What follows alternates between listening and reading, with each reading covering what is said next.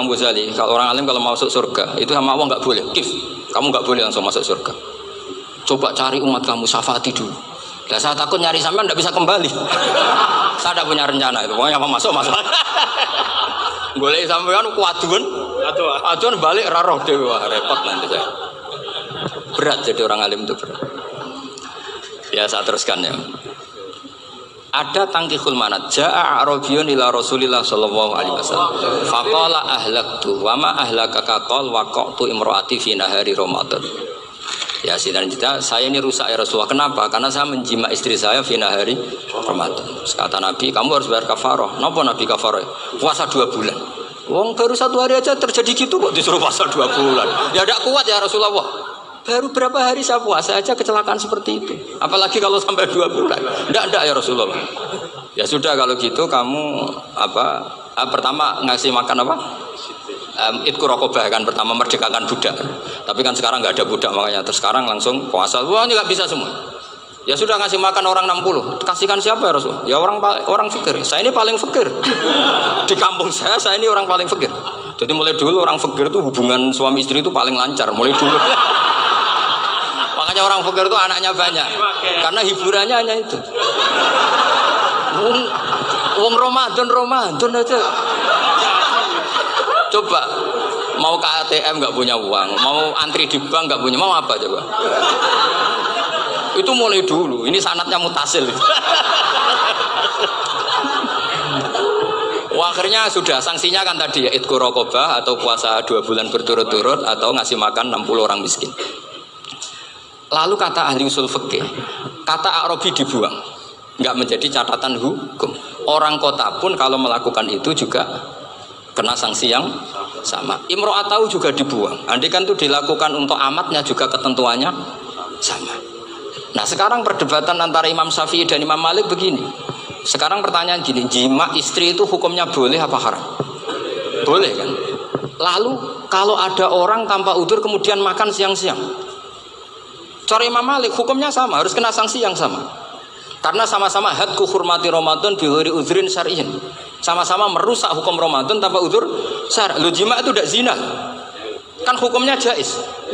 Nah, sekarang makan hukumnya jaiz, harusnya juga kena ketentuan yang sama. Cara pikirannya Imam Malik. Nah, alhamdulillah Imam Syafi'i gak setuju. Wah, cara setuju repot.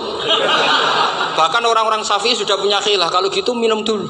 Iya, biar gak kena. Iya, biar iftarnya pakai minum. Setelah minum baru jima kan.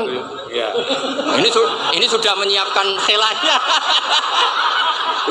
Ini khas Syafi'i ini, bongsong rekayasa hukum. Nanti bisa belajar jauh cara ngakali hukum. Makanya guyonan yang masyhur Gus Dur itu gitu. Ada seorang kiai atau Gus lah, ya punya salah, namanya manusia kan punya salah, entah cangkruk entah apa, pokoknya punya salah. Ada wartawan yang ngiranya semua kiai itu orang suci, sehingga tanya sama Gus Dur, Gus itu ada kiai kok, ya pokoknya salah lah ya. Tapi jangan bayangkan dosa besar, enggak, kecil-kecil aja. Itu gimana itu? Padahal kiai kan orang suci. Jawabnya Gus Dur lucu. Ya justru yang boleh salah itu para kiai. Kalau kamu nggak boleh. Kok bisa Gus? Karena mereka tahu caranya tobat. Repot. Kalau kamu nggak tahu caranya. Sama pelanggaran hukum itu ya harus pakar-pakar hukum. Itu yang tahu caranya yang rekayasa. Kalau kamu ya kena pasal kan ya.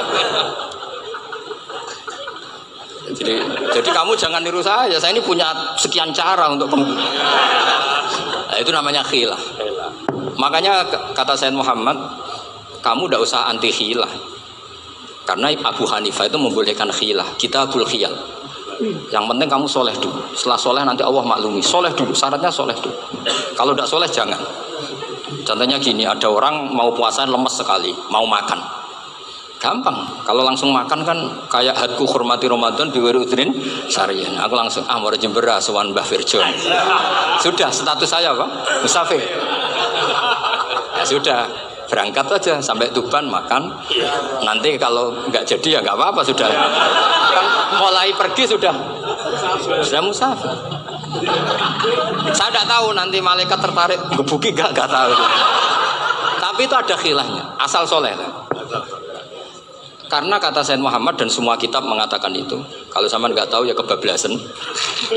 Nabi Ayub, yang nabi yang terkenal Gudiken itu siapa? Ayub ya. Itu yang Israiliyatnya akan seru. Gudiken dikukur bek kreweng itu terlalu lah kalau itu. Untuk kreweng konti ning Arab ora ono kreweng itu sudah masalah itu. Singkat cerita, Nabi Ayub ketika diasingkan kaumnya itu kan nggak punya sumber makanan. Lah orang lelaki itu mulai dulu egois. Istrinya Nabi Ayub itu cantik sekali, udah cantik, rambutnya bagus. Makanya kamu nggak usah tanya kenapa istrinya Kiai banyak yang cantik. Ya, warasatul anbiya, nggak boleh gitu. Kalau nggak cantik ya warasatul anbiya dari segi balak. Istrinya Nabi itu semuanya cantik. Nggak usah tanya sebabnya apa, pokoknya gitu, semuanya cantik. Singkat cerita, beberapa kali istrinya Nabi Ayub itu kerja demi bisa nafkahi Nabi siapa? Suatu saat itu tidak ada pekerjaan yang cukup untuk beli roti. Satu-satunya peluang dapat rezeki itu putrinya raja itu rambutnya berondoli. Terus ada sayembara siapa yang rambutnya bagus mau dibeli. Sampai rambutnya istrinya Nabi Ayub itu dijual. Nabi Ayub tersinggung karena itu mengurangi kecantikan. Jadi lelaki mulai dulu gitu. Udah nggak urun kalau istrinya nggak cantik itu komplain. Itu khasnya lelaki. Jadi kalau kamu gitu ada sanadnya juga, tenang saja ya. Komplain ya pegawai itu. Saking mangkelnya Nabi Ayub terus ngendikan la adriban naki mi'ata sautin. Kamu akan saya pukuli dengan mi'ata sautin atau dengan 100 cambuan. Atau mi'ata dikhfin atau mi'ata apalah sesuai konteks zaman itu. Engko namune pecut tuku konti kok ribet lagi. Singkat cerita akhirnya ketahuan bahwa istrinya menjual itu demi Nabi Ayub. Allah nggak ridho kalau kekasihnya yaitu istrinya Nabi Ayub wis perjuangan kayak gitu malah kena hukuman. Tapi Allah juga nggak ingin kekasihnya yang bernama Ayub melanggar sumpah. Padahal beliau sudah sumpah, wallahi demi Allah nanti tak pukul dengan 100 kali. 100 kali dengan lidi lah misalnya, contoh yang gampang tuh lidi. Akhirnya sama Allah dikasih satu solusi. Wa khud biyadika dikhsan fadrib bihi wala tahnas. Ya sudah, lidi itu ikat jumlahnya 100. Terus pukul sekali saja. Anggap saja sudah 100. Iku pangeran sing wari ngakali ngono iku pangeran. Tapi syaratnya soleh. Syaratnya soleh. Jadi kalau kamu anti khilaf berarti anti ajarannya Allah di ayat itu. Wa khud biyadika dikhsan fadrib bihi wala tahnas. Itu dulu ada, ini cerita di Ithaf, ini cerita terakhir, ini sudah, sama jangan nama sudah. Terus pengumuman tadi, yang nggak pernah sepuh utang saya itu haram tadi. Karena tadi saya punya kewajiban di rumah yang bisa menggugurkan ya kewajiban yang lebih besar. Lebih besar itu ya tadi, bisa pernah guru, pernah sepuh, yang jelas nggak umur. Umur sampean menang kabeh tuh, tua serepot itu. Ada raja itu ganteng kaya, senengannya nikah perawan cantik. Oh, itu semua kampung mesti kenal. Mungkin digilir atau gimana pokoknya. Suatu saat ada pemuda suka sama perempuan yang di kampungnya, cantik sekali. Kemudian pemuda ini ternyata pekerja di kerajaan itu. Tiap hari ditanya, wah itu yang di kampung yang cantik siapa? Mau saya nikahin gini. Wah bahaya ini saingannya raja. Jadi yang dibidik pemuda tadi itu saingannya si raja ini orang yang namanya raja kan gengsinya tinggi. Kaifa tankihuha wa qad ra'aitu qad qabbalaha rajulun. Kok mbok nikah piye? Saya itu pernah melihat dicium lelaki. Wah, gak mau. Gak gelem wis kadung ditambung lan wa qad qabbalaha rajulun. Saya pernah melihat sendiri qabbalaha rajulun, dicium oleh lelaki. Wah, sudah gak minat raja langsung gak keren. Suatu saat pemuda tadi nikahi perempuan itu. Rajanya marah-marah, kamu laki gak punya harga diri gini. Gak punya selera, gak punya harga diri, sudah pernah dicium orang kok tetap dinikah. Terus bilang ke raja, takrif manir rojul, laki itu siapa? Abuha. Kamu tahu lelaki itu siapa? Sopo? Abuha. Bapaknya. Saya kan hanya bilang rojulun. Pernah dicium lelaki. Lah pikirannya raja lelaki kue-kue ngene iki. Tapi butuh cana mau rojo ben gak sido itu aja tuh.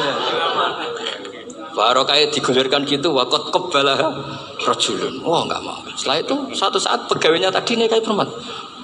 Kamu nggak punya harga diri gini. Kamu tahu manir rojul apa abu? Wah nak ngono aku gak apa-apa.